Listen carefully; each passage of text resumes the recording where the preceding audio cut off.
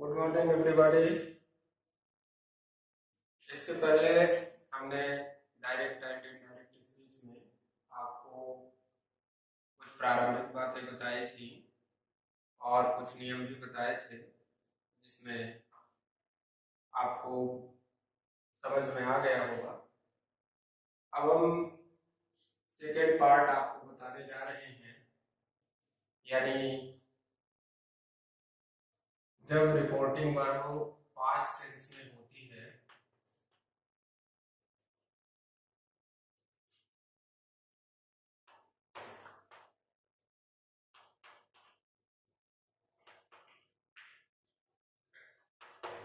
उस समय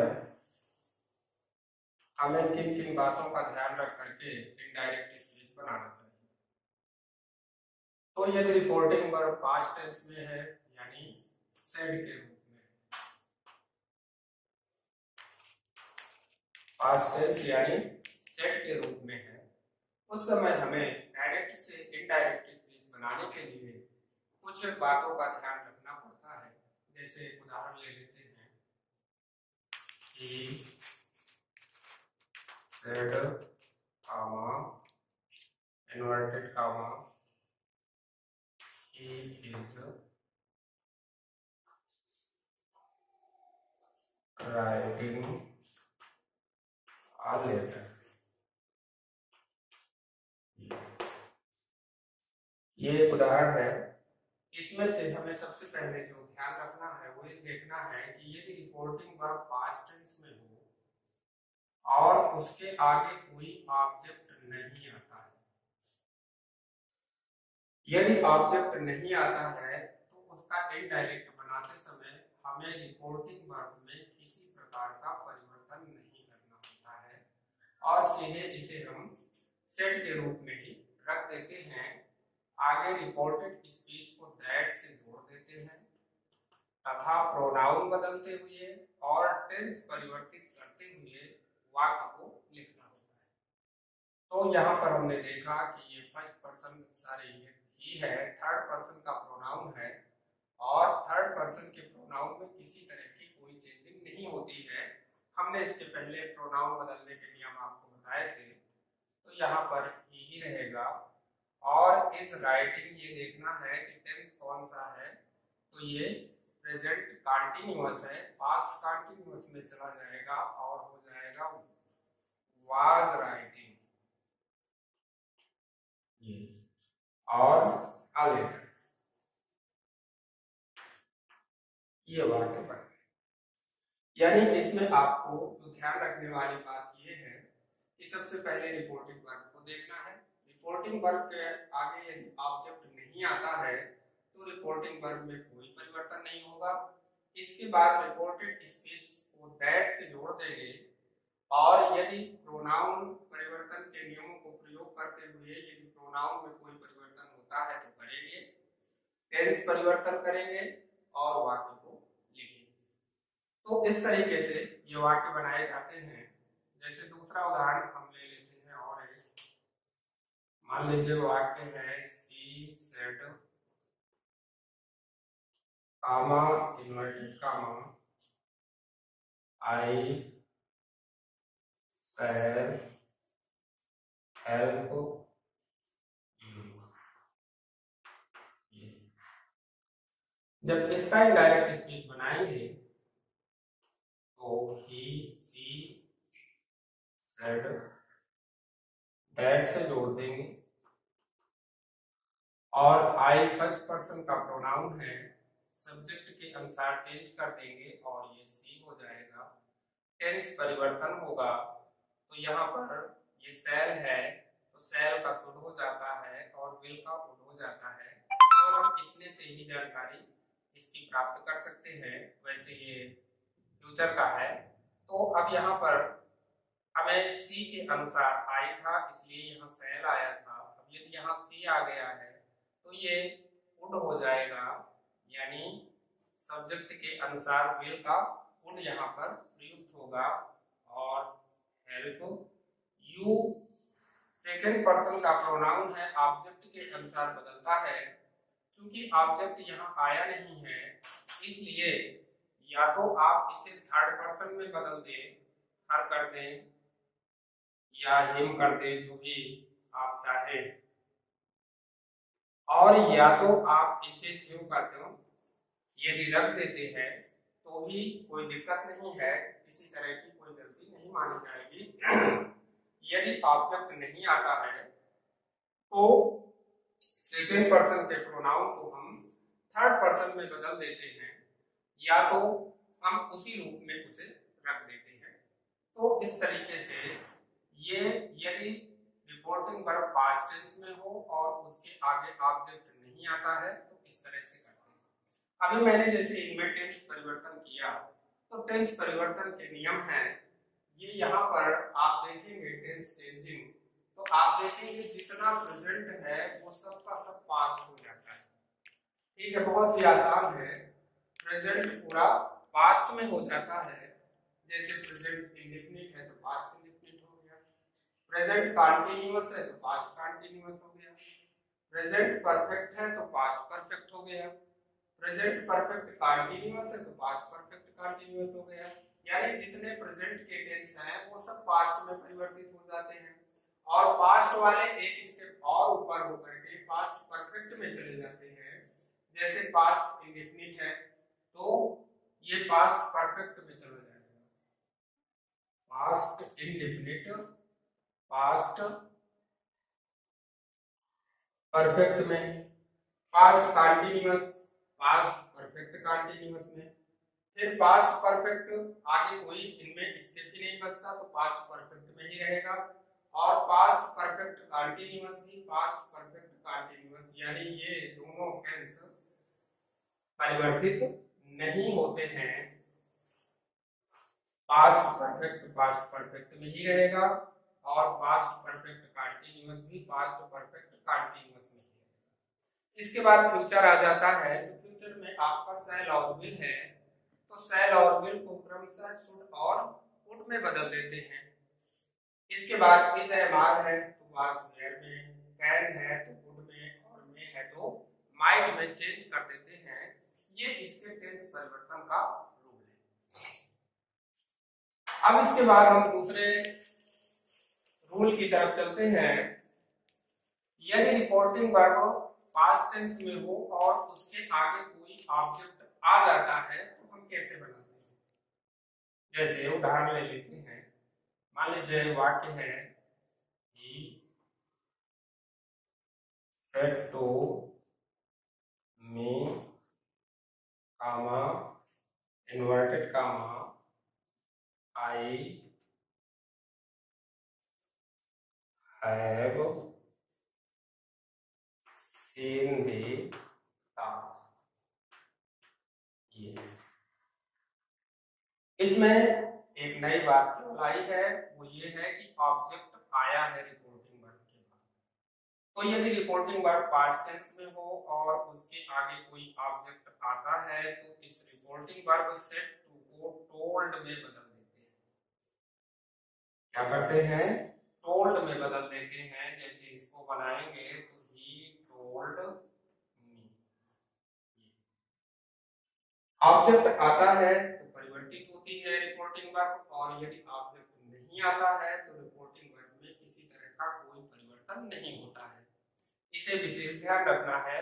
फिर आपके वही पुराने रूल यानी रिपोर्टेड स्पीच को दैट से जोड़ देते हैं। प्रोनाउन परिवर्तन करना होता है। प्रोनाउन चेंजिंग में आप आई फर्स्ट पर्सन का प्रोनाउन है, सब्जेक्ट के अनुसार चेंज कर देंगे, ही हो जाएगा। टेंस देखेंगे हम वाक्य में तो ये प्रेजेंट परफेक्ट है, किसमें बदल जाएगा? पास्ट परफेक्ट में, तो हो जाएगा हैड सीन, और इसके बाद आपका वाक्य बन गया he told me that he had seen the stars। अब यहाँ पर किसी तरह की कोई दिक्कत आपको नहीं होना चाहिए। और उदाहरण ले लेते हैं। मान लीजिए वाक्य ऐसा होता कि हरी said to Sita, comma, inverted comma, We are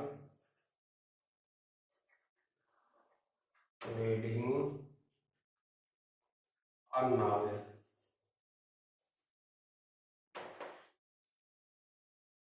तो इस वाक्य को जब इनडायरेक्ट में चेंज करेंगे तो अरे, क्योंकि आगे ऑब्जेक्ट है इसलिए टू को क्या करेंगे, टोल्ड में चेंज कर देंगे। टोल्ड सीधा रिपीटेड स्पीच को दैट से जोड़ देंगे और बी फर्स्ट पर्सन का प्रोनाउन है और किसके अनुसार बदलेगा, सब्जेक्ट के अनुसार। और चूंकि भी प्लूरल पर्सन है तो इसलिए सब्जेक्ट के अनुसार जब चेंज होगा तो सब्जेक्ट आपका हरी है, हरी के लिए सर्वनाम ही आएगा और ही को हम जब प्लूरल नंबर में वी के अनुसार रखेंगे तो दे हो जाएगा। इसके बाद टेंस परिवर्तन करेंगे तो प्रेजेंट कंटीन्यूअस है, पास्ट कंटीन्यूअस में चला जाएगा और हो जाएगा वेयर रीडिंग आप। इस तरीके से आपका वाक्य बन गया। तो आपको कुछ सावधानियां जहां जहां रखनी है उन्हें आपको विशेष ध्यान देना है, जैसे कि मैं बताया दे रहा हूं। पहला तो रिपोर्टिंग वर्ब देखना होता है, दूसरा रिपोर्टेड स्पीच को जोड़ने के लिए हमें दैट का प्रयोग करना है। ये दैट का प्रयोग हम अभी आपको साधारण वाक्यों का रूल बता रहे हैं, इसलिए ये सारे के सारे जो उदाहरण आपके सामने दिए जा रहे हैं ये सब साधारण वाक्य हैं, यानी असर्टिव सेंटेंस है। इनमें ही हम दैट का प्रयोग करते हैं। तो रिपोर्टेड स्पीच को दैट से जोड़ देंगे। इसके बाद प्रोनाउन परिवर्तन देखना है, टेंस परिवर्तन देखना है और फिर वाक्य को बनाना है। तो इस तरीके से ये बहुत ही महत्वपूर्ण है आपके लिए। आप में से बहुत से छात्र छात्राएं ऐसा करते हैं कि किसी एक बिंदु को तो वो बहुत ज्यादा फोकस कर देते हैं और उसे चेंज करना ध्यान रखते हैं, लेकिन कुछ जगहों पर वो त्रुटियां कर देते हैं, जैसे प्रोनाउन बदलने में मिस्टेक कर देते हैं अथवा टेंस परिवर्तन करने में मिस्टेक कर देते हैं। तो आपको मुख्य मुख्य बिंदुओं को पहले अपने मस्तिष्क में बिल्कुल रख लेना चाहिए कि हमें कहां कहां पर कौन कौन से परिवर्तन करने होते हैं और उन जगहों को आपको विशेष तौर पर ध्यान में रखना चाहिए, ताकि जब आप इनडायरेक्ट स्पीच में वाक्य को चेंज करें तो त्रुटियां ना के बराबर हों। इस बात को विशेष ध्यान रखें। अब इसके बाद कुछ ऐसे वर्ड्स हैं जो कि आते हैं सेंटेंस में, यदि तो उन्हें इनडायरेक्ट स्पीच में चेंज करते समय परिवर्तित कर दिया जाता है। वो आपके बुक्स में उपलब्ध हैं, लेकिन मैं कुछ शब्द यहाँ पर आपको एज उदाहरण बताए दे रहा हूँ और उन्हें भी आपको बदलना होता है जब आप इनडायरेक्ट स्पीच में चेंज करते हैं। जैसे दिस का दैट हो जाता है, दिस का दोज हो जाता है, हियर का देयर हो जाता है, एवो before, today that day, tomorrow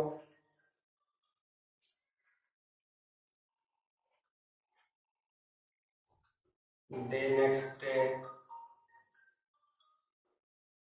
yesterday, the previous day,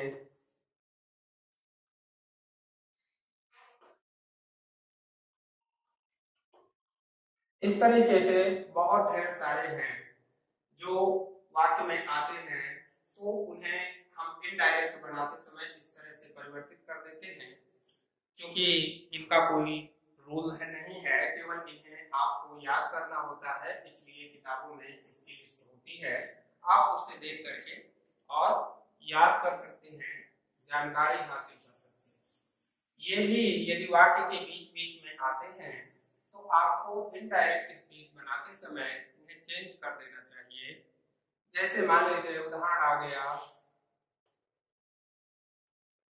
Ram set to में comma inverted comma I shall see you tomorrow।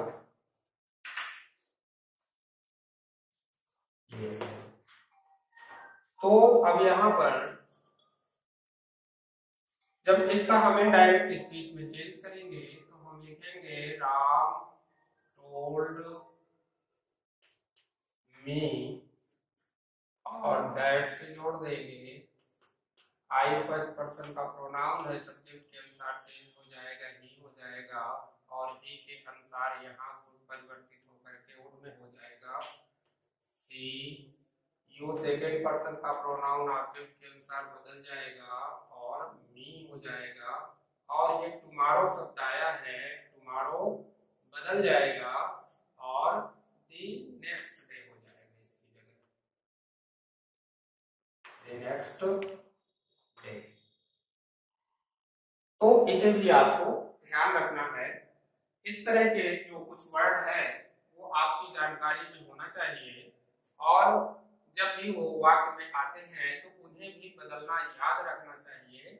आप केवल यही ध्यान नहीं रखेंगे कि इसमें प्रोनाउन बदलना है, टेंस बदलना है और इसके बाद वाक्य को लिखते चले जाना है, तो भूल बस आप इसे इसी तरह लिख देते हैं और वो मिस्टेक हो जाती है।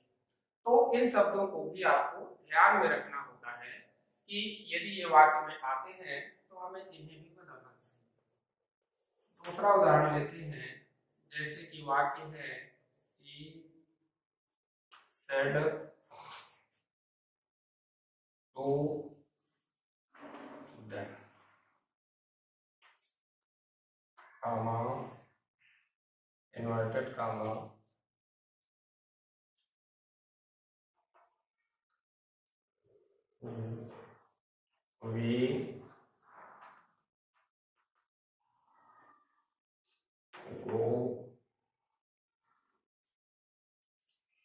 we go to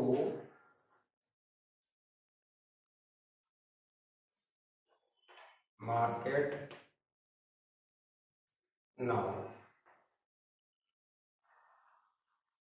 तो इस वाक्य को जब हम परिवर्तित करेंगे तो बन जाएगा सी टोल्ड देम, दैट से जोड़ देंगे, वी फर्स्ट पर्सन का प्रोनाउन है, सब्जेक्ट के अनुसार चेंज हो जाएगा और दे हो जाएगा। चूंकि ये प्लूरल नंबर है इसलिए हम यहाँ पर सी ना रखें बल्कि प्लूरल फॉर्म में थर्ड पर्सन रखेंगे, तो दे हो जाएगा। इसके बाद टेंस परिवर्तित होगा तो प्रेजेंट इंडेफिनिट पास्ट इंडेफिनिट में चला जाएगा, वेंट टू मार्केट, और नाउ का देन हो जाता है, आप इसे देन में परिवर्तित। तो इस तरीके से ये आपका इनडायरेक्ट स्पीच बन जाता है। तो आपको अब पूरी तरह से समझ में आ गया होगा कि हमें किन किन बिंदुओं पर ध्यान रखना होता है। रिपोर्टिंग वर्ब, यहाँ पर आपको कनेक्टिव यूज करना होता है रिपोर्टेड स्पीच से कनेक्ट करने के लिए। इसके बाद प्रोनाउन बदलना है, टेंस परिवर्तित करना होता है, और यदि परिवर्तित करने वाले कुछ शब्द आते हैं तो आपको उन्हें भी परिवर्तित करना होता है। तो इस तरीके से आप वाक्य को बनाइए, और जहां कहीं कोई दिक्कत आती है उसे आप पूछ सकते हैं। और एक्सरसाइज जब तक आप नहीं करेंगे तब तक आपको समझ में बिल्कुल नहीं आएगा। इसलिए हम सभी बच्चों से बार बार ये कहते हैं कि जिन टॉपिक्स को पढ़ाया जाता है उसकी एक्सरसाइज ज्यादा से ज्यादा करें, जिससे कि आपका अभ्यास हो सके और आप में त्रुटियां होने की संभावनाएं